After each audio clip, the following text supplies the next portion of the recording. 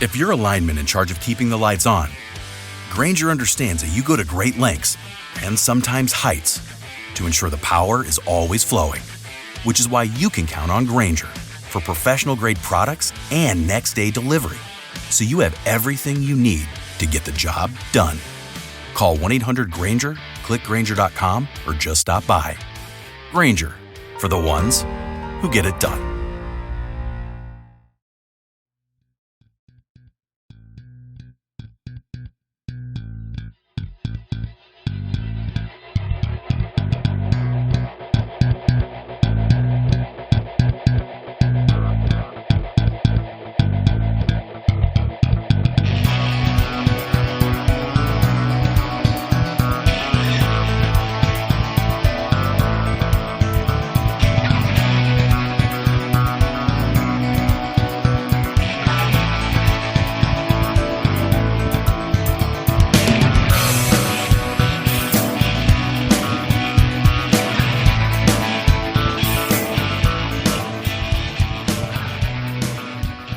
Welcome back to the Boundary Corner podcast, along with my partner, Brian Siegler.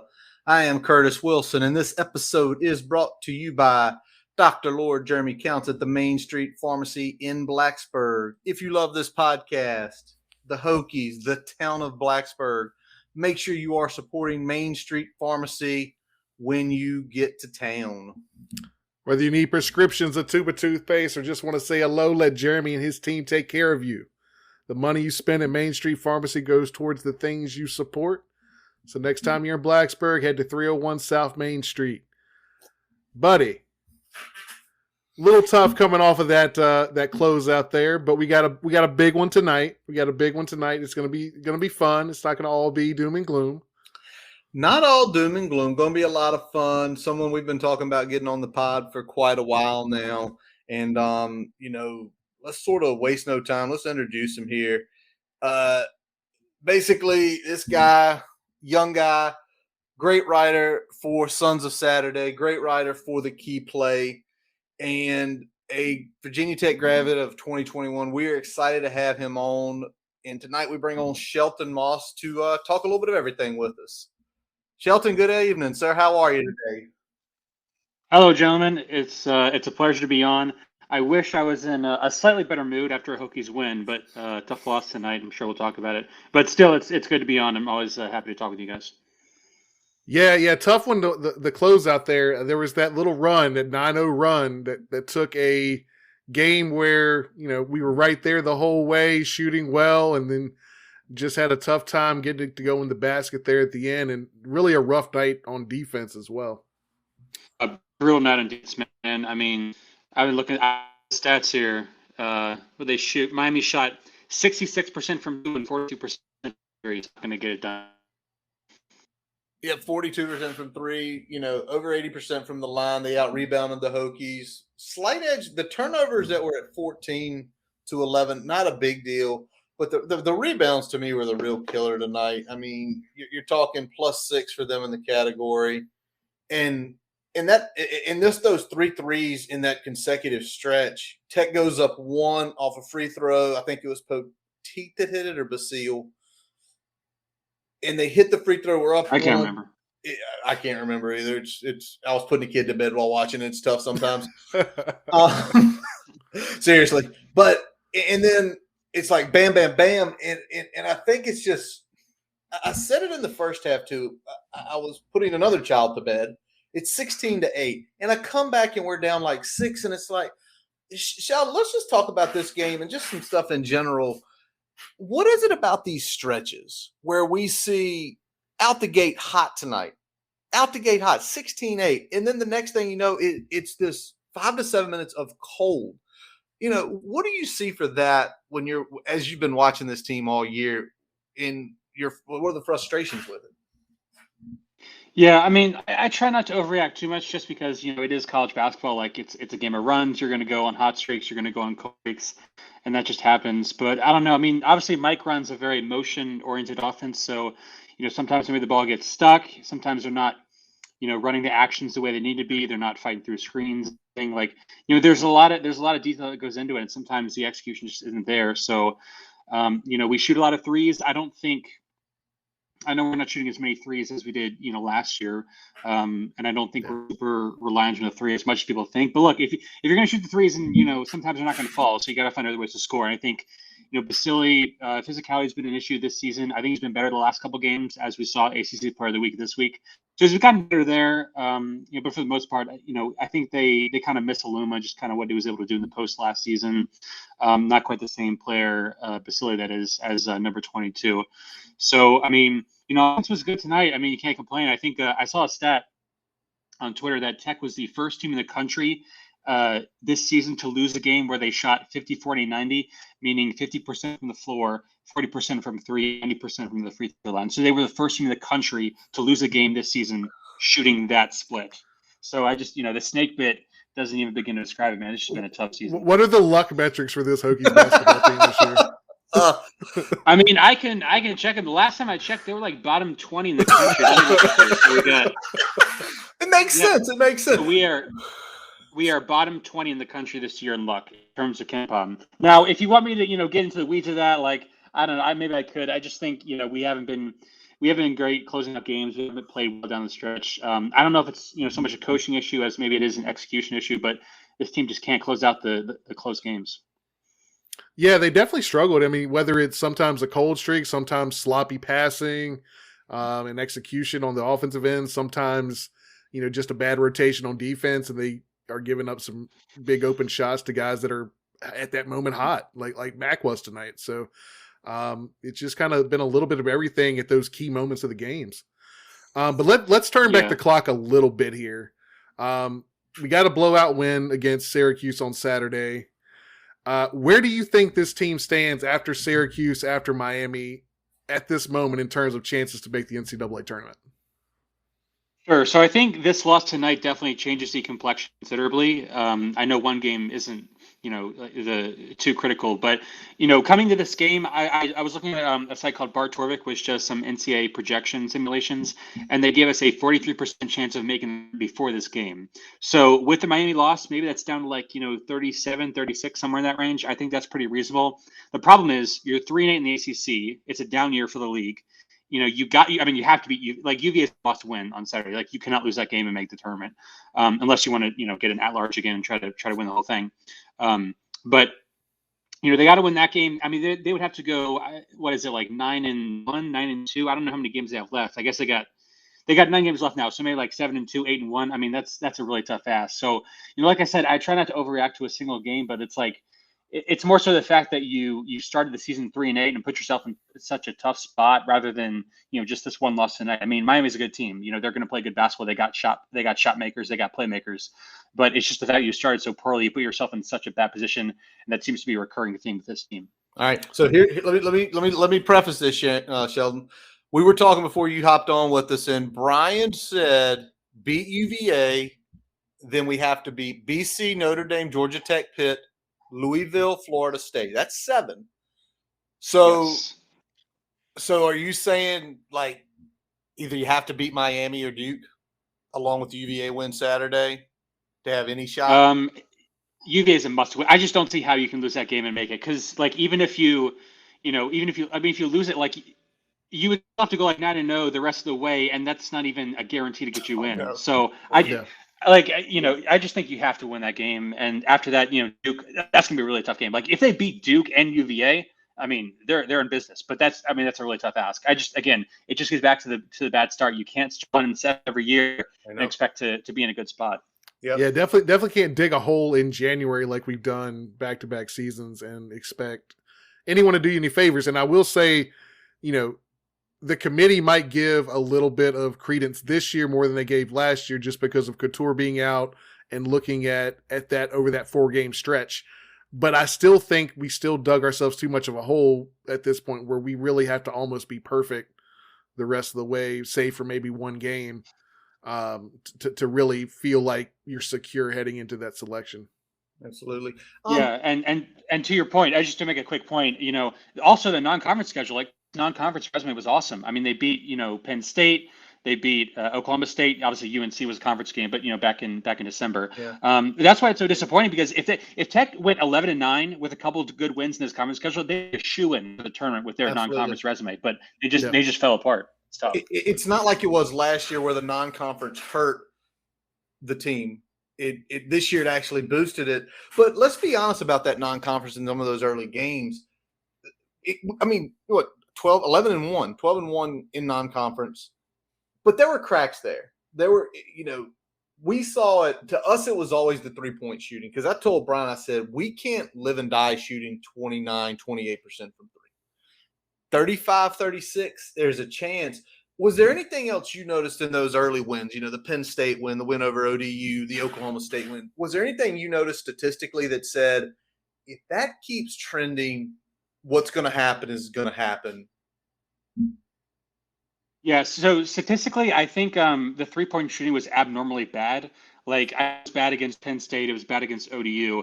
I was a couple weeks ago, I was looking at some numbers where I found that Virginia Tech's current 3-point percentage as a team would rank the lowest of any Mike Young team since 2011. So I think that kind of says a lot. Like, they're just not clicking for whatever reason. And I don't know if it's maybe like, lesser quality of looks, or they're just not getting the ball to the right spot. But yeah, just 3-point shooting for whatever reason has not been there. I know it's kind of obviously improved the last few games. I'm sure they'll get, they'll rise as the season progresses. But yeah, just the weird 3-point shooting. Padula's kind of fell off a little bit. I never really, honestly, I never could have imagined that losing Hunter Couture would have had such a drastic impact. I know it's not in me to make excuses, but it's like when you start the season 11-1 and then you lose all 5 games without, a guard like Couture, who, granted, he's not, he's a good player, but he's not like, MVP of the league or anything. I mean, you lose all those games with him, defense just completely falls apart. You just can't beat any of those teams. It's like, what happened? Like, I think it kind of shows the value he has, but it's also like, man, like, why are we so dependent on one player? That's kind of what I want to know. Yeah, it's interesting because, we've had, rotations where Hunter's been off the floor in the past that hasn't impacted as much as it does, it seems like, with this rotation this season. He missed, a decent number of games in that stretch. What is it, do you think, about his skill set that this team kind of leans on and what it was missing when he was out? First of all, he's a great screen setter. He's a great cutter. I do film reviews all the time for the Key Play, and when I'm going back and watch the game, it's like almost every single time that Tech runs a beautiful offensive set or an offensive action, Couture's in the middle of it, because he's the one setting the screens, and there is a very much a precise art to screen setting. The way he cuts without the basketball, the way he moves without the basketball, the way he passes, and Mike Young said the way he receives the ball, another kind of minute detail there, but the way he catches the ball, which obviously the forearm fracture kind of hampered. And then also his defense. He's a very good defender. He has good footwork. He's hard to, kind of body up and get past. He doesn't foul very much. He doesn't bite for dumb shot fakes. And then the shooting obviously kind of himself. He's a guy that can go off for 6 threes in one night. He's a good shooter, but also a high volume shooter, which is very rare. I mean, he's shooting 40% from 3 on a very high volume. And I think that's, one of the best marks in the country if you look to his attempts. So, I mean, he just does everything, like all those little things and then the things you can see in the box score and the things you don't see in the box score. I mean, he just does everything. Yep, it's true. He does everything. And the defense, I mean, you could probably tell this to me. I mean, where is he in as far as taking charges this year? Even with 4 games missed, it felt like the early part of the season, every game he got 2 or 3 charges taken, which is crazy. But again, that's great position defense. That's great being in the right spot. And so many times just doing that, it helps. What it helps in general is the other team now is not going to attack him that way. So it's going to be easier for the rest of the team because they know they're not going to attack him that way. He's already drawn a charge. They can't get good shots off. So a lot of easy things. Let's pivot to something else, though. Let's talk about minutes. Now, Darius Maddox missed tonight's game as he did Saturday's game, so he's not been in a while. But kind of starting with the Duke game, we saw his minutes get significantly cut. He only had 6 minutes in that Duke game, where Kidd and Collins, the 2 primary guys off the bench, got 20 and 22. Poteet was at 6. And before that, though, he had always been up there. And for some reason this year, I mean, we know he's a good player, but for some reason this year, he just could not find it. Do you think is he going to come back? Have you heard anything? Is it is he coming back? Is everything okay? Because I think that's the first one. Is he's not there. If he's there, you could say maybe he's sick, maybe he hurt something, but he's just not on the bench. And we all want to make sure he's okay before anything else. Yeah, so I know absolutely nothing about his status with regards to returning to the team. I know it's a family matter. Seems pretty serious if we're to take Mike Young at his word, which I will. As far as his playtime, which you mentioned, I think the issue with Maddox is that he is not a very physical driver. Like he has trouble sort of attacking the rim because he's kind of has a thin frame and just doesn't really seem to doesn't really know what he's doing all the time. Kind of awkward when he wants to finish. So if he's not driving the basketball, then he has to shoot threes. But his three-point shot hasn't been there this year. So instead, he's settling for mid-range jumpers, which are kind of an inefficient shot. Now, he's hit some, but it's not the best shot. It's not the shot you want, which is why if you look at, the analytics, his rim and three rate is down a lot. You want to be shooting ideally shots at the rim and shots from three, and he's not getting those as much as his counterparts. Defensively, I think he's been kind of, so-so. But you see with Collins, I mean, MJ Collins is a guy that, is 6'4"-ish athletic. Very athletic wing who can get to the cup occasionally, plays good defense, I think.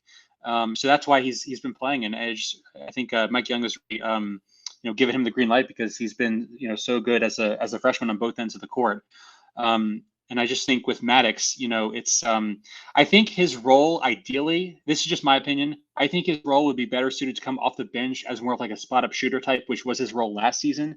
Just come off, give like maybe 15, 20 minutes off the bench max, hit a few threes, be like a spot up shooter, catch and shoot type of guy. I just don't know if the game is really built to be, a full-time starter at the ACC level. I just think he just doesn't really have that in his game. Yeah, and it worked in spots as we went down the stretch run last year, especially in the tournament.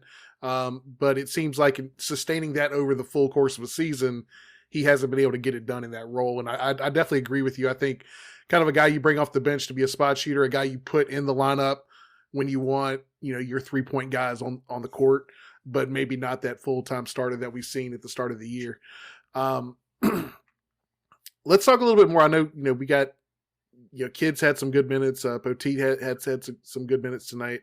When we look at Maddox, are we kind of going to get some of the minutes replaced in aggregate with those players, with Collins, with Kidd on the court as well?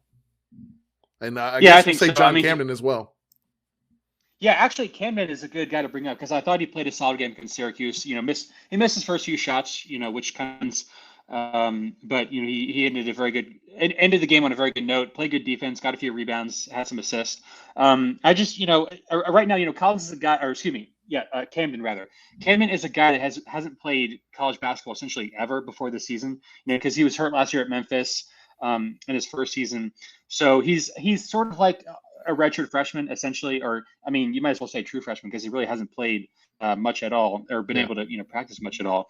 I like him. It kind of has that like sort of small forward, power forward type role. Ideally, if he can work on a 3-point shot, that'd be great because I think that's where most of his value would lie. And talking about Kidd and Poteet, depending on what the matchups are, if you want to go big, you can put those guys in. So I think the depth at forward is fine. It's just when you're missing Maddox, obviously, and then having to play Collins as a freshman, as good as he is, you're going to kind of go through those growing pains. It's just it's a tough situation sometimes. So I think the wing depth has really hurt the Hokies this season. I know it's gotten better, but that's probably the one area where I'd look at and say the play is really holding this team back. Absolutely. All right, let's pivot next to this guy. All right, so it took forever for him to play, and then he plays, and we're excited. We're excited against it when he played in that Syracuse game. First time we saw him, Rodney Rice. And then he gets hurt and he breaks his finger. And so for all of us, it's just like, oh my gosh. But let me just ask you, because I'm sure you reviewed a lot of his tape in recruiting, being down there, you've seen him play. How much of an impact do you think that skill set would have on this roster? Let's say he was healthy from Jump Street back in November. Well, a lot. I mean, I will say, I didn't watch a ton of his film in high school, but just, seeing how he plays, seeing him in practice, he's a guy that's super long and athletic. He's a versatile playmaker. He can sort of, beat you off the bounce. I think, one thing about the Mike Young system is that he typically recruits, guys who can shoot, guys who are skilled over those long athletic slasher types, which is more of the Rodney Rice model, sort of what Darius Maddox ideally would be. Rice is a guy, when you have the extra component of like a slasher who could just get to the cup and score at will, I mean, that provides so much. Even if it's only in a bench role, like 10 to 12 minutes a game, I mean, that's, that provides a ton, especially because, he's a point guard. So theoretically, he would be giving Sean Padula more minutes on the bench to rest. And then you could slide him, at the one, play Couture with him, essentially, because I don't think Couture, I just don't like him, being sort of like, secondary point guard role. I don't like his, his vision necessarily, or I don't think he has like the speed or the handles to be effective in that role. Obviously, he's a shooting guard. That's what he is. So dealing with Rice, you could just have him play the backup one, which would, give Padula some more rest and have Couture and everybody else play in their normal positions. So yeah, it's definitely been a big loss. I mean, like you saw, Curtis, you alluded to the fact that Tech was 11-1 in non-conference, and that was without Rodney Rice. So it's not like this team is, desperately needing a guy like that, but it would provide a lot of boost, I think, in conference play, especially once he kind of gets his legs going. Yeah, and when we look at this, we've seen so many different kind of versions of this Hokie team this year, between Couture being out and some of the forward and center rotations that they've had. What version, what lineup, what ideal play style? What game? What game? Say that. What game showed the kind of the mold of what the Hokies need to play over this stretch run of the season, so they can potentially secure a spot in the tournament without having to rely on running the table in Greensboro? Yeah, I mean, if you're talking about a specific game, I would say, I would say Syracuse, but that's a little bit different because of the, the defense they run. You kind of attack that a lot differently. But just looking at the, the games here, I mean, Oklahoma State, I thought was actually a really impressive win because they're a team similar to Texas, very big, physical. They play good defense, not the best offensive team. But Tech won that game playing very poorly. I think they shot, what did they shoot? 45%-ish. I mean, they shot 35% from three, which wasn't very good. But they gritted out a 5-point against a good team on a neutral site. Like that's the type of win where I was like, okay, this team is legit. Like they are better than last year. Didn't quite turn out that way. But the UNC win looked good. Obviously, they didn't have Baycott, so that kind of played it. But they took another top 25 team, in my opinion, won by 8 against them. And then Duke as well. I mean, I still think Duke is good. After the Blue Devils lost to the Hokies, they beat Georgia Tech by 43. Yeah. So that's a team, in my opinion, that is still kind of in that top 25 range, even though they're not ranked. But Tech was able to beat them. They shot well from 3. They played, they got enough defensive stops when they needed to, and they were really physical about. I mean, Filipowski, 7-footer who handles the ball like a guard. You got Mark Mitchell, who's 6'8", being guarded by MJ Collins.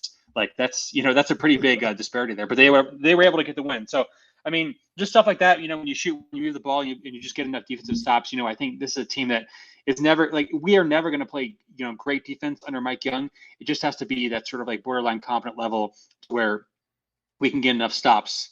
So where the offense can give us a chance. So games like that, Oklahoma State, UNC, I mean even the Dayton game as well, is probably a much more accurate reflection of what this team can be, but it just hasn't really materialized in conference play. All right, I got one more question before we pivot over to women's hoops. Of the losses, which one pissed you off the most? Which one, like, were you sitting there? I'm going to bring it because I had a little beer before we got on. Did you literally finish the game, whether you were at Castle or sitting there in your apartment, you were just like, I want to drink because I'm freaking angry. Like, what the hell just happened? Which game? Which game? I would say based on how it played out. Okay, this is my honest answer. It was BC. It was Boston College. Not for any particular reason except for the fact that I just hate losing to that team because we cannot beat them. We cannot beat them at that damn building. What is it? The Conti Forum? On that we damn cannot campus. We cannot beat them. In general, we cannot win on that. By the way, did you see their win tonight? They beat Clemson. I mean, I don't know what it is. I mean, it doesn't make sense. They beat us in football 2019 and 2021. They beat us in football. Like, it's just, I just hate losing. Like, I was so mad about it because I just hate losing to them. Like, I don't know what it is. We lose our minds every time we go up there. It's true. It's the lack of atmosphere. Outside of that, just I don't know. You gotta create your own energy at a place like that. It's just hard to do sometimes. So, but I'm sure we'll get him back at the rematch in a week or so. But outside of that, I mean, NC State was tough just because we had them at home, and I thought we played an okay game. Virginia, that was a loss to a very good team, so I'm not too worried about that. Clemson was frustrating because we just could not hit. I mean, we played defense, but we could not hit anything. And we lost on the last second three. Hunter Couture got a good look at the end, didn't go in, so that was kind of frustrating. Just felt like kind of a string of bad luck there. But yeah, man, I hate losing to Boston College. I hate it more than anything else in the world. We all do. But by the way, we're going to talk football schedule later with you. So we were so happy when they ditched divisions, right? So happy. We don't have to go to BC anymore. Damn ACC. Hey, one more year and you're going to go on the road to BC one last time. We'll talk about that later. All right, Brian, let's go over to women's hoops, man. And let's just be realistic. This is a super talented Hokies women's team. Now they've dropped a couple against similar ranked against Notre Dame. There is no shame in losing to Notre Dame. But the L against Miami, that one irritates me because it's like we know we're better than them. They lost to Duke last week. Duke's a top 20 team. There's no ill will in that. But what's the realistic ceiling, in your opinion, under Kenny Brooks this year? How far can this team go? Yeah, so when it comes to postseason basketball, I try not to talk in terms of ceiling just because I know that the tournament is so random. And so I don't want to define success or failure based on, very specific individual outcomes. I will say that if I'm just judging based on talent, like if I were to run like 1,000 simulations of this season in some sort of computer model, I think this team absolutely has the talent to go to the Sweet 16, and I think they could make the Elite Eight. Now, Final Four is a different ballgame because the talent distribution in women's basketball is really skewed much more so than men's, sort of at the top. Like you got obviously the UConns and the South Carolinas. Like if you just look at like this, those teams are so much farther ahead than every other team. Whereas I think in men's you have a little bit more parity. So I don't want to define them too much, but if they can make a deep run in the ACC tournament, they're certainly capable. If they can get to the Sweet 16, I would say this, Curtis, they have to win the first weekend because remember in women's basketball, if you don't know, you host the regionals or whatever you call it, the first round, the second round. So the 64, the round of 32, you host that at the upper seed. So if Tech's hosting that, like you got to win that. That's no excuse. You're playing at home. You're playing as probably like a 7 seed or a 15 seed. So you got to win that first weekend. As long as nobody goes Florida Gulf Coast and makes like 600 threes or shoots 60% from three. I mean, that's a tough matchup. That's tough. That's a tough draw. And looking at this team, this team has shown a propensity against some of the tougher opponents they played to really play strong for 3 quarters and then kind of fade in that fourth. Have you observed anything that would kind of explain, why this team may fade a little bit down the stretch in those games? Yeah, so I haven't paid as much scrupulous attention to the women's team as I have the men's, but I will say just from what I've kind of observed, look, Kenny Brooks will admit they're not the most athletic team. That's just not the way they're built. They're built more on like high IQ players who know the game, who can move the ball. That's kind of their MO. And I think sometimes when that happens, if you're not really like athletically dominant, sometimes you're going to run into opponents where you can kind of outwork you physically. And I think sometimes that's happened to them just in terms of the shot creation, dribble penetration to the rim. That stuff is kind of based on athleticism. So if the shots aren't falling occasionally, you're going to run into some misses. And also Liz Kitley is a player that draws so much attention. Like she will get double teamed, she will get triple teamed sometimes. And that's a lot harder to pass out of than it looks. I mean, she's gotten a lot better with that, in terms of her IQ, her awareness on the court, knowing where the double teams are coming from. But if teams are targeting her, that means that other players have to be on the top of their game. And if they're not, then it becomes really hard because it's not easy to neutralize her. But if you're double teaming her or triple teaming her on every possession, you got to pass the ball up. That's just how it works. So it's kind of incumbent on other players to sort of step up, and sometimes it doesn't happen like the way it should. But that being said, they're still a top 20 team in the country, in my opinion. So I think they'll be fun. I think you've already answered this next question we have. We already talked about tournament success. I mean, is the disappointment essentially not getting out of the first weekend at home?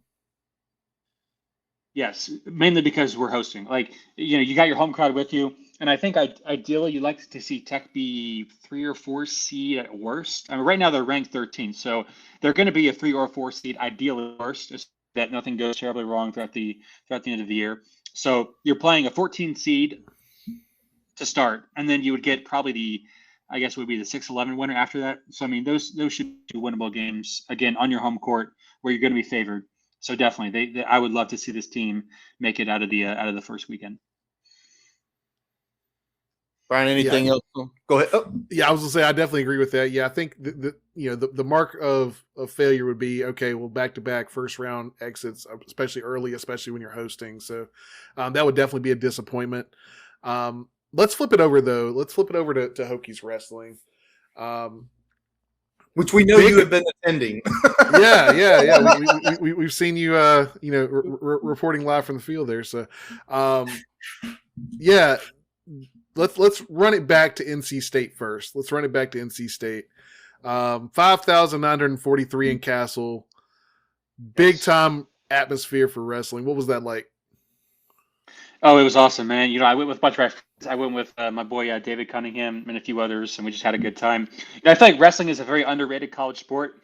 I would say pound for pound, it is probably one of the more energetic atmospheres of any sport you will ever see.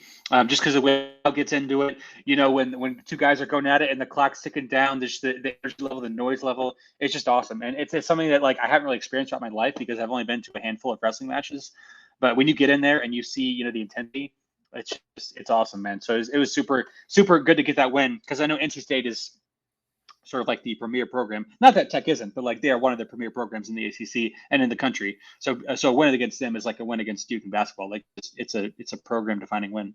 Yeah, it really is. They're one of the best in the country. I want to talk about a part of that atmosphere that night was Andy Smith, the local kid, when he secured that win.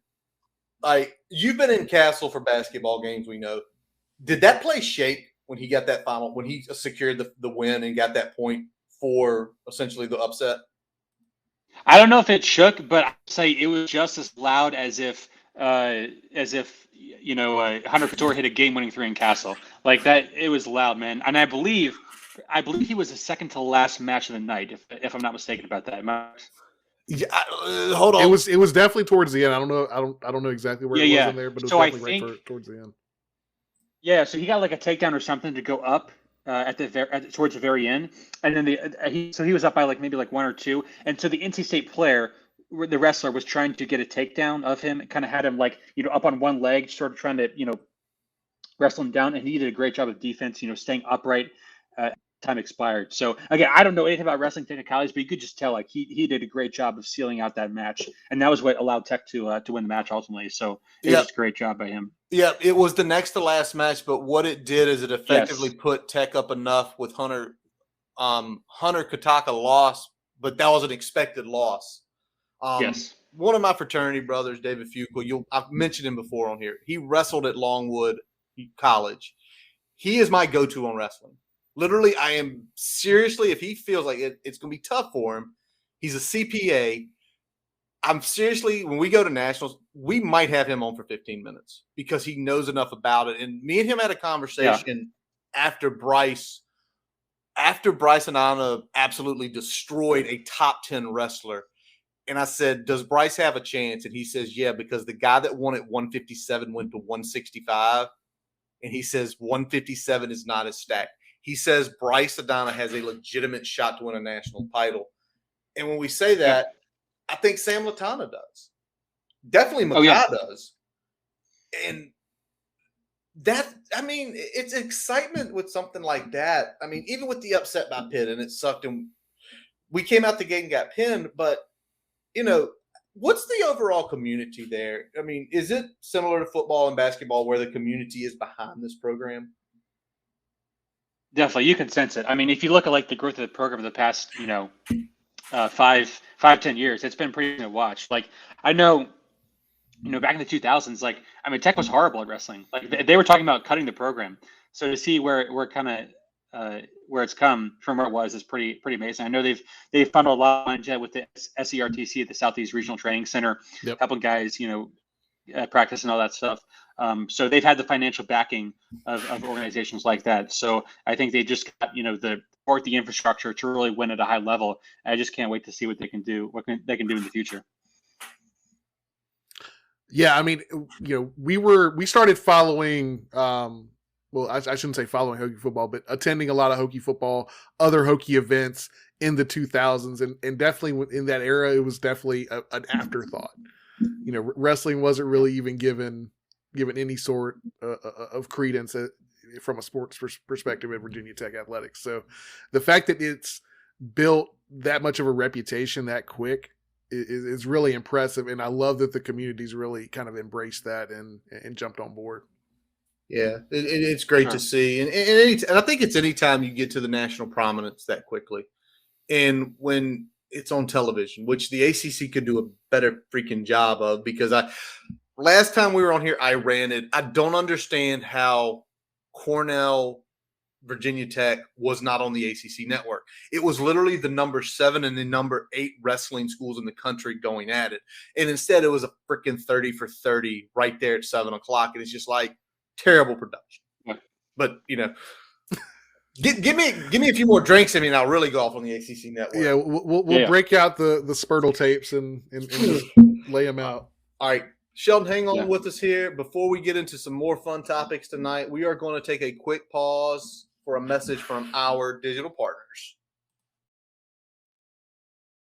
Tires matter. They're the only part of your vehicle that touches the road. Tread confidently with new tires from Tire Rack. Whether you're looking for expert recommendations or know exactly what you want, Tire Rack makes it easy. Fast, free shipping, free road hazard protection, convenient installation options, and the best selection of Vredestein tires. Go to TireRack.com to see their Vredestein test results, tire ratings, and reviews, and be sure to check out all the special offers. TireRack.com, the way tire buying should be. As we take a quick break, we'd like to tell you about getting your free website report from our digital partner, Grassroots Digital Marketing Studio. They'll tell you how your website ranks on Google, on-site SEO, and social media. No commitment to buy anything. You can get your free report by visiting grassrootsdigitalstudio.com/free-website-report. Alrighty, so Sheldon, thanks for staying on with us for the rest of the time, and we're going to get into some Hokie football. We are the Boundary Corner. Nice. We are a Hokie football podcast. It's fun to talk the other stuff. We love it. We love having guests like you on. You mentioned David Cunningham, who's been on numerous times. We thought about Brave. You think we should bring David for the December episode one time, Ryan? You got to do it. You got.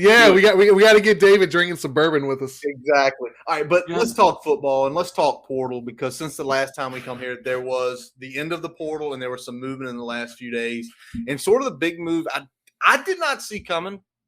I don't think Brian saw coming, but maybe you did, Shelton, was Keyshawn King enters the portal. King coming off of, solid season, probably the best he'd looked since being at Tech, including his freshman year, over 400 yards rushing, 100 yards receiving. That is our coach, friend Robbie Compton. Let's let Sheldon start with it, Brian. When did you see this coming? Did you hear anything, or were you shocked that he decided to enter the portal? No, I was very surprised. I did not see that coming at all. I thought King obviously had a good season for us last year, kind of a breakout year. Finally, he was healthy. Like he was kind of in the doghouse during the Fuente era, for reasons that maybe somewhat justified, maybe not. But he's also battling with injuries, and so to see him have a breakout year like this was pretty awesome.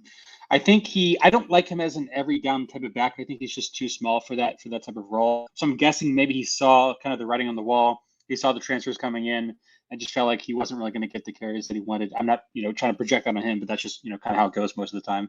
So a surprising move, but, in the long run, if what people were saying about this incoming back from NTNT is true, I think it's not going to be the biggest deal in the world, because we got some studs at running back. Yeah, and we were talking about that because if you're looking at, you got Thomas, you got now Tootin come in, who we're going to talk about in a second. Keyshawn King kind of becomes that more change of pace back. He's also probably getting pressed for some carries by Bryce Duke, who kind of do similar type things, and maybe coming into his own in terms of, being a little bit more durable than King has shown in his career. So when you kind of put all those pieces together, it kind of makes sense for him to maybe look at another opportunity. But let's go ahead and flip it over. Let's talk about Bayshul Tootin. Absolutely. Stud coming out of NCAA. I mean, Stud, top 15 in the portal, ranked by On3. He is the 15th ranked running back in the portal, ahead of some guys, that played at ahead of Kobe Pace, or right with Kobe Pace. It went from Clemson to UVA. The Penn State transfer. Where did it go? I'm on a new computer, so this is a pain in the butt. It doesn't do what I want to do yet. The Kevon Lee from Penn State. Efforting. Justin William Thomas that went from Tennessee to Cal. And coming out, nothing.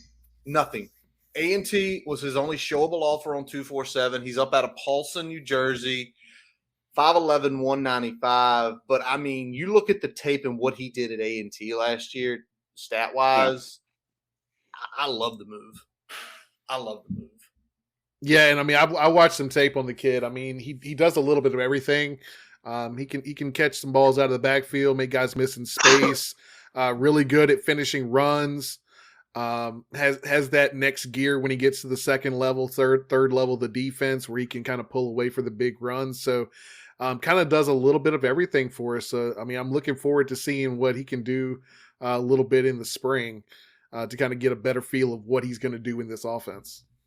Do you know if he enrolled early? Yeah, that I do not know. Yeah, that's a punt on that. I'm doing it right now. What were you about to say? I'm sorry, I cut you off. My apologies. No, I was wrapping it up, so you're good. Just kind of echo what. Yeah, just echo what Brian's saying. I read Fritch's film review on the key play. He's obviously physical. He's got some speed. He's elusive. I basically, the sense I got reading that piece was like, this is not a guy that should be playing at the FCS level. Like, he is a legit Power 5 running back. So I think he kind of adds a lot to that room. And like you said, one of the top ranked transfers, and you add to that Allie Jennings, who I believe, according to On3, was the top ranked transfer wide receiver. So you add those two guys. I mean, that's a pretty good transfer class. Like, I know Bill Connolly, who does the SP Plus rankings for football, he said Virginia Tech's transfer class was super impressive. So coming from a guy like him, like, that's got to be high praise. Absolutely, and he also was talking about the return production on top of those transfer portal guys. He's got us. He's talking about us. Which, I'm trying to temper the expectations. We still got to see what all the pieces look like together. So that's why we're tempering expectations. But we actually have some pieces moving into the season, whereas last year it was kind of like, we got to hope a lot of things happen. We got to hope a lot of things happen right, and it didn't for us. But I feel like we at least have pieces that are in place. Let's see if the coaches can get the scheme to where they can take advantage of those, and let's see these guys go out there and cook a little bit. Absolutely. But speaking of getting to the season, before we do that, you've got to go through winter workouts, and clearly that is now on display. Social media team doing a great job showing the guys, showing the workouts. And then they started coming out with the little recognition every week in the winter workout tough athletes. And thus far, Johnny Garrett, Jalen Stroman, Norrell Pollard, and Jaden Keller have essentially received the awards. Brian, I'll let you lead. Who are you happiest to see on this list of essentially crushing the winter workouts? Can I hedge? Can I give you 1A, 1B? There is no 1A, 1B. You've got to. All right, screw it. Johnny Garrett. I knew he's going offensive line. So why do I say Johnny Garrett? Because we need tackle help. If Johnny Garrett can get to a point where he is at least pushing Parker Clements coming into 2023, I feel a whole lot better about the offensive tackle situation than I felt last year, because I feel like we'll at least have three legitimate guys that can at least give you something, that can at least be that starting caliber player. Whether they're going out there and beating the world, I don't know if we'll get to that point this year or not. I don't think we will, but I just want to see competent offensive line play, consistent offensive line play, because we didn't see that a whole lot last year. So if Johnny Garrett can get to that point and push for a starting role in 2023, that'll be a big step forward. So seeing him getting some recognition is a good start to that offseason. All right. What about you, Shelton? Who are you we do need dogs up front. Who are you excited to see on that list, sort of already making an impression on winter workouts? I would say Keller between the ones you mentioned. I mean, he's a stud. The Kelly Lawson's a stud, man. That linebacker room is pretty good. I do have some inside scoop to report, if I may. My Shelton Moss insider here. So I was at PK's on Saturday night after the Hokies win over Syracuse, and Brent was in attendance. He may or may not have had several drinks, and he may or may not have used several four-letter words to describe the state of that room in a very positive connotation, I might add. But tell me basically between Keller, Lawson, and I believe McDonald is the third linebacker. He thinks that linebacker room could be one of the best in the country in the coming years, and I believe him. Like that, those guys are just awesome, man. I love Kelly's like range and versatility, athleticism, the length, and all that stuff, and Keller as well too. So I'm super excited about that room. Awesome. I love seeing all the names on here. I love your inside scoop from PK's on Saturday night after cocktails with Coach. Yeah, he's a very candid man, by the way. He will Yes. tell you.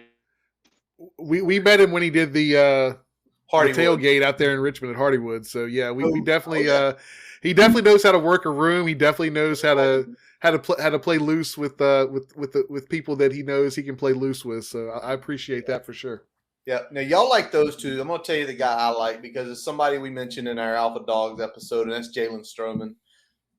I told Brian we discussed that eventually Jalen Stroman would be the leader of the D block. I see this. He is getting that way a lot quicker. We already saw him play on the field last year. He looked good in really his first significant amount of action, especially those games when he was pressed to have to move back to free safety when Shamari came down to play nickel. And now he's out here absolutely balling on winter workouts. We know the bloodline. We know his brother essentially was a leader of D block. That makes me excited. And Brian, I'll go ahead and say it too. It's also excited to see Pollard up there because we talked about how Pollard probably is going to be the leader of the defensive line this year vocally. And so when you see that, and Brent probably mentioned it last offseason, the winter workouts is where you figure out who your leaders are. You figure out who your dogs are. And when you see it's guys you know they're going to be on the field a lot, and someone like Johnny Garrett who snuck into the two deep a few times on the depth chart during the season, that's what you want to see, in my opinion. Yeah, it's definitely a big step forward, I think. So, and we talked about it. We talked about it in the last episode, the Alpha Dog episode. We were like, these are the guys that are going to need to step up in the offseason. It's nice to see three names that we mentioned in that episode already being recognized. And then it's nice to see kind of that dark horse in Johnny Garrett taking a big step forward, and hopefully it's not just something that's a workout warrior type situation that we're going to start seeing that production carry over to what happens on the field. Absolutely, freaking absolutely. All right, a couple other notes. Fontel Mine got paid. He got paid a lot. Well deserved. Well deserved. The man has ate the 804 for lunch and dinner, and he's doing some good work, laying some foundation out in the 7572. Gets a big bump from 150K up to 425. I like it. I mean, and when we look at the movement in the footprint in terms of wide receiver coaches, that's also happened. It was both warranted and needed. Yes, it was. Yes. Look, you gotta pay coaches if you want to have a good football team. I mean, I talked, last year in a feature piece I did for the Key Play, I talked about how Tech fell behind sort of during the 2010s in terms of their infrastructure, their financial backing of the program, and one of those areas was coaching salaries. I mean, we just weren't investing in coaching salaries as much as we should have been, and so to see that kind of change those last couple of years where we invested in this new staff. You give Fontel Mines, a guy who's been doing a great job recruiting, a 300% raise or whatever it is. Like that shows commitment, and I'm really excited because it shows that they're committed to having him here. And I also think with wide receivers, like that's an important position because that's kind of how it's such an integral part to the offense. Like you got to get those studs here and kind of open up the passing game if you want to have a functional offense. So it's a great thing for Fontel. Obviously happy for him, and certainly happy for Virginia Tech. Absolutely. And to the point on that case about the needing good wide receivers, it looked like they identified that after the season, and Winkley, obviously the three guys in the portal with pretty quick moves, which I think us as a fan base are very excited about. And I have a feeling, especially we know the Ali Jennings connection, we know how much he had probably in getting him here as, like you said, a top-rated on-3 guy. So that was huge, and he did deserve it. He's busted his ass. He's done great recruiting here. He's starting to put the wall around Richmond to where it's now he's getting everybody here. It's can he get the next step? Can he get those top 5, top 10 guys in the greater Richmond region? And this year, we'll see. He has the opportunity. Yes, he does have the opportunity this year. Yes. All right. And one thing to add to that, real quick. Obviously, we know Virginia Tech's offense was terrible last year, but the fact that Fontel could convince a guy like Ali Jennings with just eligibility left to come play for him, I think speaks volumes to his recruiting. Look, obviously, recruiting is all about selling players on a vision, and so I think what you're kind of seeing is like these coaches can sell players on what the future is going to look like, and even if they're not necessarily part of it. So I think that speaks volumes to their recruiting ability. 100%. Yeah, because I mean, Jennings would have had a lot of opportunities elsewhere. He didn't have to come to a situation where Tech is coming off one of its worst offensive seasons, at least in recent history, if not in overall. I mean, we had to go back 15 years at least to really have any sort of comparable metric to look at in terms of offensive output. So the fact that he was able to sell that, the fact that the other offensive coaches were able to kind of put that together with what they were doing with a big push for drones, which seems like very calculated well before we knew what was going down with that. They had a vision, they had targeted guys that they really wanted to pursue, and then they put it together. And we now have an offense that we can at least say, all right, we've got some talent. Let's see how we can put all the pieces together, and if we can make that click a little bit. Absolutely. If everybody doesn't know already, spring game, April 15th, 3 p.m. Shelton, I'm assuming you'll be there.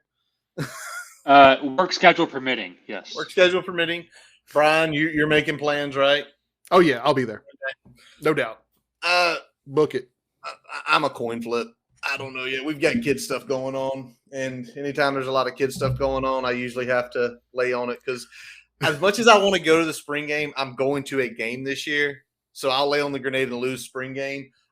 Something interesting ACC Network is doing this year. They are not – I don't think they're showing any game live because there's so many on the same days that are overlapping. All of them are going to be on extra, and then they're going to show them, I believe, the subsequent days. So if you guys are looking to catch it after you both go there and watch the game, do that. Yeah, so I think what they were trying to avoid is what they had last year where they were having like spring games played at night and shit like that. They were essentially saying it'll be on ACC Network Extra if you want to watch it live, program by program. And then if not, if you just get the network, then you'll see it when it airs, re-airs, whatever, 1 day, 2 days later. All right. And it makes sense from a scheduling standpoint because that scheduling last year was a little bit bonkers. I mean, we got both screwed in terms of the day, but I think we came out okay in terms of the time. Yeah. But, it's tough. So I'm glad they went to this model this year. But once again, the ACC doesn't know how to schedule shit. They don't. Like you've got Duke playing a super early spring game every year. It's like there are 4 weekends in April that you could schedule these, and you could get this shit done. Anything you want to add? Because it sounded like you were coming behind me, Sheldon, with something. No, what they're going to do is show a documentary about Wake Forest's 1964 basketball team. That's what's going to happen. Hit the rim shot there. By the way, we got Robbie says he's going to try to go, Brian. All right. So Robbie, you're riding with me, man. Birthday. Well, you going to drive to North Wilkesboro, get him, and then go up? He's going to have a shorter drive than you. Meet me at Jason's. Meet me in Roanoke. There you go. Meet me at Jason's in Roanoke. And our buddy LeVar is going as well. But let's flip it, Brian. Let's talk one last piece before we close out tonight. Let's talk about the ACC schedule was released yesterday. Best thing about the Hokies schedule was we knew who our first 4 opponent was based on the other leagues already having their schedule set. And, we lead off with ODU on the 2nd, Labor Day weekend, Purdue at home on the 9th, and then back-to-back road games at Rutgers and Marshall as the first 4. And, subsequent, everybody saw and everybody's seen it now from last night. So I'll throw it to you guys. Sheldon, let's go with you. What's the toughest 4-game stretch of this season? Toughest 4-game stretch? Well, let me pull it up real quick. I mean, I would say once you start conference play, you know, I would say let's go September and October. So Pitt, Florida State, Wake Forest, Syracuse. All right. I mean, that's, you know, Pitt. I never liked the matchup with Pitt. They've got a big physical defensive line. Like we don't play them very well. You know, obviously last year being a primary example. You know, Florida State's on the road and they're getting these going. Mike Norvell, so that's gonna be really tough. I don't anticipate, you know, a game like 2018 where they fumble the ball 6 times and we, you know, recover every single one of them. Yeah. So, and then you got Wake Forest. Now, Wake is interesting because they're losing Sam Hartman, but they have Mitch Griffiths, who was his backup last year. I saw him in the VMI game, his first game of the season. Actually played pretty well. I think he's got a good arm. There's going to be some sort of, you know, drop off there. But with Clausen, I trust him to kind of get the most out of his offensive guys. So, you know, that's a game where it's like, you know, you kind of got to be on your toes a little bit. And then Syracuse, kind of probably it started off good last year. I think they were 5-0, tapered off towards the end. But they're a team that, you know, you got to take seriously. So that's gonna be a tough stretch. Those games in October, I mean, that's really tough. Yeah, I was looking at the schedule. I agree with you in terms of the 4-game stretch. It's got to be those first 4 to open ACC play.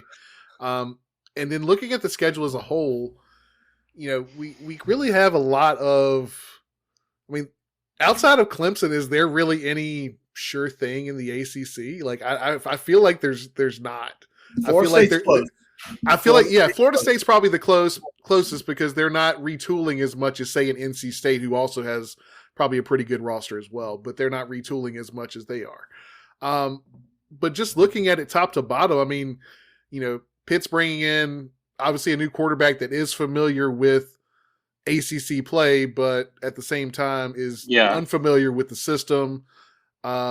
Maybe getting them early in conference play might be working in our favor, but it's still, you know, a month into the season. Who knows with that? FSU, are they back? Is FSU back? I think this is the season that kind of maybe answers that question. You know, as you said, you already talked about Wake breaking in a new quarterback. Can Syracuse defense hold up enough without having an elite rushing attack, or an elite rusher, I should say?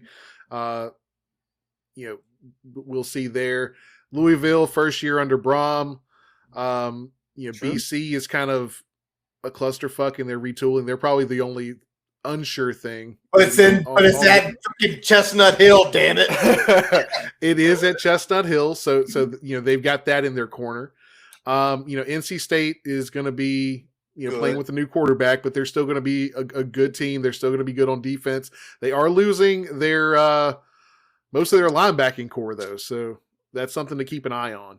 Right. And those are the big time playmakers. And then you've got UVA that may be edging towards dumpster fire, maybe. Right. But they were much improved on defense last year, so we'll see if their defense takes another step where they can kind of, you know, take some time to figure it out on offense. They may be at that point of the season. But there's so many question marks with just about every team not named Clemson and maybe Florida State in this conference. All right. I'm going to say I agree with 2 of the 4 y'all chose as the toughest 4-game stretch. But I'm going to go this. I think it's Rutgers, Marshall, Pitt, and Florida State. There's 3 road games in 4 weeks, and then you got to play Pitt, to Shelton's point, playing that big defensive line. Rutgers is Greg Schiano. We know they are going to play an ugly brand of football. Everybody, even though it was Kyle Flood, his protege, everybody remembers the damn Champs Sports Bowl in Orlando back in 2012 and what an ugly game that was. So you're going to get an ugly game up there with a defensive-minded head coach. Then you got to go on the road to Marshall. And you know they are going to be similar to ODU and anybody else we faced in state or a close proximity in the last 5 years. They are going to be so up for that game. They are going to probably be sold out, just probably an insane atmosphere for them. Then you got to flip around. Then you got to play Pitt. Then you got to go to FSU. And I also put that stretch because that is also a stretch where it could really make or break the season. Because if you screw up and lose the Rutgers or the Marshall game, which is very, very probable, you could be going into the Pitt game 2-2, or maybe even 1-3. And then it's just like, okay, well, now you've got to beat Pitt at home and look at the rest of the schedule.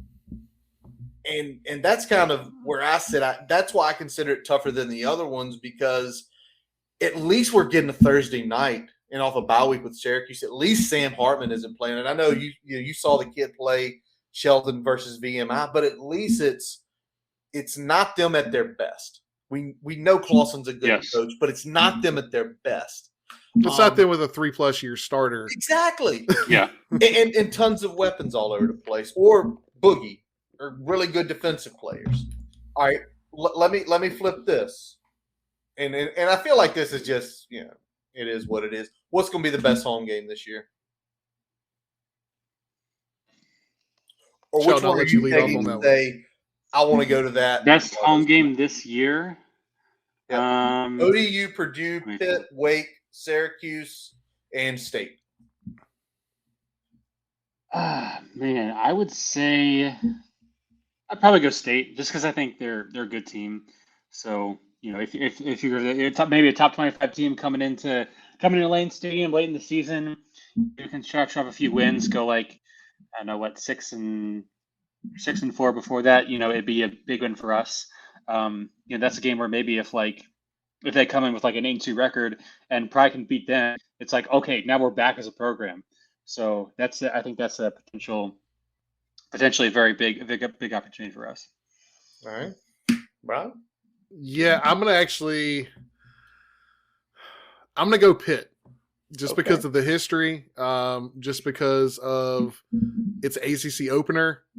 I think there's a lot that's going to be kind of riding on that in terms of getting off to a good start in the ACC this year. So I'm going to go Pitt. I could definitely make a case for NC State and Purdue. The only reason I lean away from Purdue, because they're replacing their coach. We don't really know what caliber of a team that's going to be. But it's early in the season, so there's always that kind of hopium. There's always that hype. So if they win their first game and come into Lane, especially after the season they had last year, there's going to be some hype and build up behind that game as well. But I still, just because of the history, just because of the ACC opener, and just because it's a team that I think we need to win, because we haven't historically done that well against them in recent years. So I think Pitt's going to be the big game. It's a good barometer for sure. It's a good barometer for sure. I'm going to disagree with both of you, because regardless of who it is, anytime there's a Thursday night Lane Stadium game, it's the special game. Now, what the hope is, we're going into that game playing really well, because we do have a bye week leading up to it after the Wake Forest game. So it's that extra hype, because let's just call it what it is. If they could go into that game with 2 losses after 7 games and be 5-2, can you think about coming after the Wake Forest game and how people would be talking, hey, we're 5-2, we're playing well, we chance to lock up a bowl bid right here on Thursday night, where so many special moments have happened in the history of this program. So many special moments. And Sheldon, you're young, and this is the great part about having you is how young you are. It's like the Corey Moore game forever entrenched in our generation. I think someone like your age. Do you remember the Darren Evans game? When was that? Darren Evans versus Maryland, when he legitimately trucked the safety. I mean, he freaking. Oh yeah, that was before my time. Yeah. Okay, that was before your time. I gotta remember how young you are. I'm waiting. Man, I'm waiting for my time, man. I'm waiting for my time. This is your moment. There you go. Tech goes in 7-0 and squashes Syracuse 63-7. And then you have the moment for Thursday night. Yeah, but I'd love to see us blow out a team again. That'd be nice. Blow out a team again. I miss those days. I miss 2016 and just absolutely dump trucking Carolina. Just dump trucking that ass 55-10. And it seemed like Ricky Walker's everybody scoring a touchdown. It was just like, God, I miss those days. All right. Get off the high here. Toughest place to play this year. You already know, man, it's Chestnut Hill. Florida State's going to be loud and choppy. Louisville's going to be banging. Chestnut Hill, early November when it's going to be like 23 degrees because they're going to somehow put that game at ACC Network at night, and it's going to be the red bandana game. Brian? Oh, it's definitely going to be the red bandana game, and I'm still going to lean away from that just because I feel like BC is just they're going to be a notch below where they were overall talent than they were last year, even though I think they probably fill in some of the holes that roster had last year. I think they're probably better on the offensive line this year than they were last year, but I still think overall they're going to be a notch down. I'm looking at FSU. I think that's kind of maybe the low-hanging fruit here, but I'm going to take it. That game's going to be hype. There's going to be some swag surfing. There's going to be some chops. There's going to be a whole lot of noise. And I think it's going to be a big one. It's going to be a tough one. But if we can go down there and do some business, then especially if we take care of business the weeks before, there's going to start being some conversations. So that's mine. Sheldon? Yeah, it's got to be Florida State, man. They've got a stud quarterback coming back. They've got a good head coach, and we combine that with the atmosphere they have. I know people talk about BC, but it's like when you're playing a really good team in a packed environment, like that's really tough. So I got to go FSU. All righty. One more thing before we kind of close it up here tonight. Let's grade this schedule. Let's kind of look at it because, I mean, Florida State's obviously the big one. Like that's the game we're putting on it. But like what you mentioned earlier, Brian, a lot of questions with a lot of these teams. A lot of questions. I mean, even on those, those 4 out of conference games, a lot of questions there. Where do we put this? In terms of who we're playing, where we're playing them, when we're playing them, where would you grade it, Sheldon? In terms of, I guess, if you were talking about excitability, I mean, I would say C personally. I know that sounds harsh. Maybe C minus. Like, look, it's just Purdue and Rutgers and Marshall. Like, how am I supposed to? And ODU, man. Like our marquee home game is what? Purdue. I mean, State. Like it's just. State or Pitt. So our marquee non-conference game is Purdue. Like that's I mean, come on. Like I just can't get excited for that. Sorry. Like I hope we win all the games, man. But it's just like this is not a schedule that gets my my juices flowing. It definitely doesn't blow the skirt up. When you look at it, there's no real. We were kind of I think grasping for a marquee home game, right? We had to. We were hoping we had to tie some other things into it to really kind of build up a marquee home game. And when you look at it, you got Purdue. It's a solid out of conference opponent, but it's not anything to like really get excited about. And I feel like that's kind of what this schedule is. Other than maybe FSU, there's a lot of decent games, but there's nothing that really you kind of circle on the schedule and say, I'm really looking forward to that. Yeah, I'm with y'all. It's a C. It's a C to maybe because we get Florida State, it's a C+ schedule, but it really isn't. And I think for us, I think if it was Florida State at home, Wake Forest on the road, it would probably get to the B category. At least give you a B-. You got a marquee home game. Well, just hold your horses because next year, have y'all looked at next year yet? I have, but it's been so long I couldn't tell you. Clemson is a home game in 2024. Away games at Duke and Carolina. It's also here. The out-of-conference opponent is Vanderbilt. That's in Nashville, which I know a lot of people have already started talking about Nashville on Labor Day weekend. Yep. Sign me up. NFL Stadium, I believe. Yeah. NFL Stadium. Yep. Sign me up. It's called Jason. He knows all the good spots. He does know all the good spots. Man, he used to work down there. But the next season probably ranges that B because you get both Clemson and Louisville at home. You play 3 Carolina schools on the road. Wake, Duke, and you get Carolina. So I think eventually we're going to see a good balance out where you're going to have some of those C+, but you're going to eventually get some A- too. All right, Brian, it is 10:45. Has anything broken since we started? Anything on Twitter? I haven't seen anything. I mean, Lakers got to win, so. No comment. Anything? You seen anything, Sheldon? Nope. All righty. Before we wrap it up, the gentleman we talk about all the time is our music guy, Jason Long. Jason Long is a teacher down in the city of Roanoke. He teaches at Woodrow Wilson Middle School. Jason is also the assistant wrestling coach down there. And this week, by the hair of their chinny chin chins, his team won the city championship. So we want to shout out our buddy Jason Long, Roanoke City champion wrestling for the middle school. Jason's always been nice enough to let us use his music all these years. So, and he's been our boy forever, man. I've known Jason since the 5th grade. Brian's known him I've known him since middle school. So yeah, we go back. Way back. So it's awesome for him. I know he always tells us usually a few of his wrestlers always head down when the Hokies are wrestling, and apparently he's got one kid that he doesn't think is going to wrestle in further. He's going to potentially play football. He's been invited to some camps, and we mean invited. He got the no, we're paying your way to this camp.